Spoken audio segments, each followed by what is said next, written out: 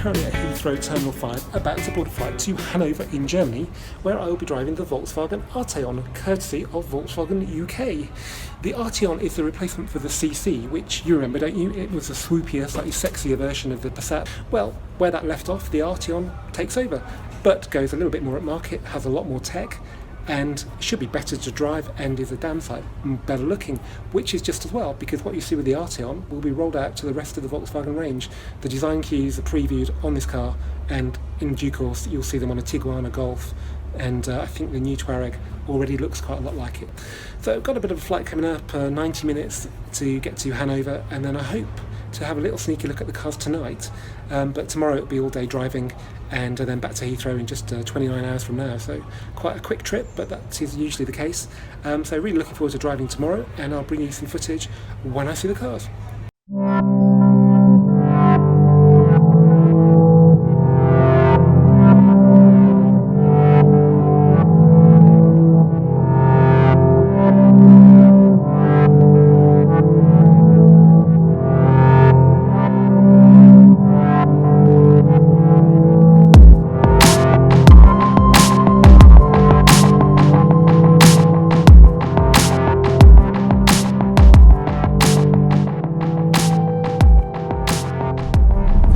Hello guys, welcome to the Volkswagen Arteon. I've managed to get my hands on a 2-litre TSI with elegance trim, and it's got a 7-speed DSG gearbox and Haldex based 4Motion all-wheel drive.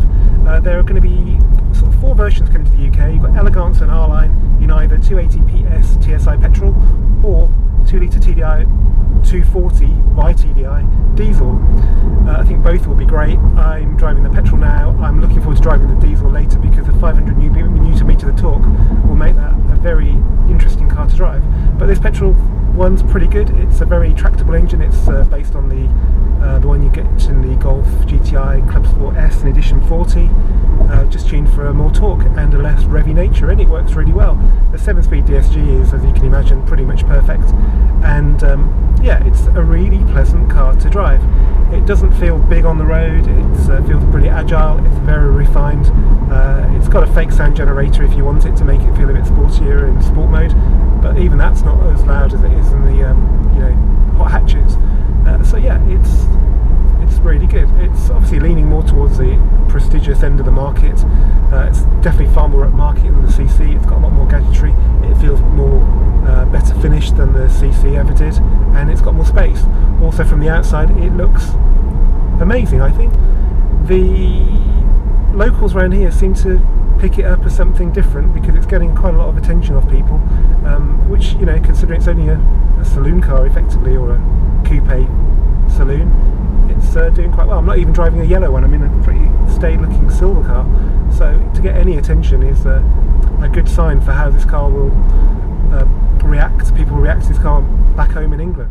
So in theory this car's a replacement for the Passat CC, but Volkswagen would like to emphasise that it's aimed a lot more at market than that, and quite clearly I think it does a convincing case of doing exactly that. It competes with the Audi A5 Sportback, which I personally have this car over, and BMW 4 Series Grand's Coupe, which is a saloon version of the 4 Series.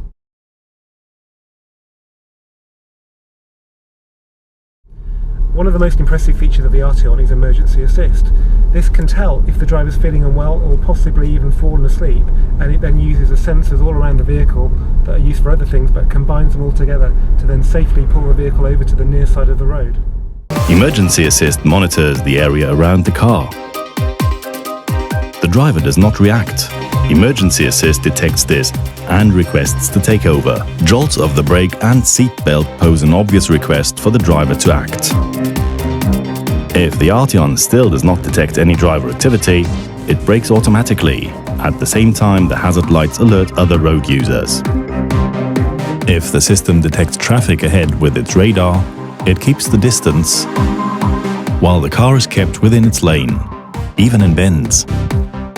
New radar and ultrasound are used to monitor traffic at the sides and behind the car as well. If the system detects a free lane, the Arteon can, for the first time, change automatically to reach the outer lane.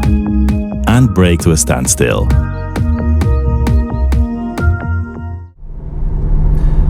You are probably all familiar by now with adaptive cruise control, which uses a radar at the front of the car to control the speed once you've set the cruise. So if traffic moves in front of you, it will slow the car down, and as that moves away, the car will accelerate, going back to the set speed on the cruise. Well, the Arteon takes that one step further now. New ACC now also detects speed limits and can consider route information, such as roundabouts, intersections and bends. Using map data, the system permanently checks the route, like a personal navigator. ACC indicates bend ahead. The assistant brakes automatically to a suitable speed through the bend, and then accelerates again. Using map data, ACC also recognizes speed limits and reacts. ACC automatically adjusts the speed within system limits. In addition, the multifunction camera scans traffic signs along the route and compares the vehicle's speed with the route information. Another interesting feature of the Arteon is the head-up display. This displays in front of me, just above dashboard level in the windscreen, the current speed, the prevailing speed limit, and the distance to the next turn on the navigation route.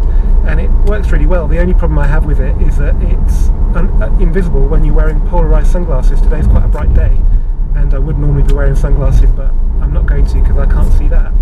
So I had this problem with the Q2 last year, and it seems to be something they're probably going to struggle to fix. But apart from that, it's brilliant, and if it is an option on the UK market cars, I would recommend highly that you go for it. We're going to go on to a clip now that I filmed earlier that shows you how the different suspension modes, which are finely adjustable on this car, work with bumpy roads. Yep, I managed to find some bumpy roads in Germany just for you. Okay, we're on a particularly bumpy road now. The speed limit's been restricted to 50 because it's so bad, so we'll just have a play with the suspension. We're going to go into individual change, and we're in comfort now. We're just between comfort and normal, which is, as it says, pretty comfortable. It's a little bit floaty, but it's doing the worst of the bumps, yeah, pretty well. Let's go up to normal, and yeah, they're a little bit sharper coming through the body, but it's still pretty comfortable. But I think I prefer comfort. Yeah, I think it just whiz across down to comfort. Yeah, it's pretty nice. Okay, let's go straight up to sport. Oh, oh god, yeah, that is pretty unpleasant.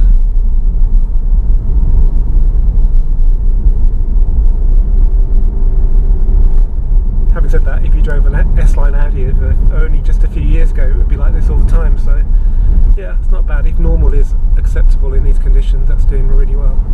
So yeah, that's normal, and that's good. That's a really well judged balance there. So well done, Volkswagen.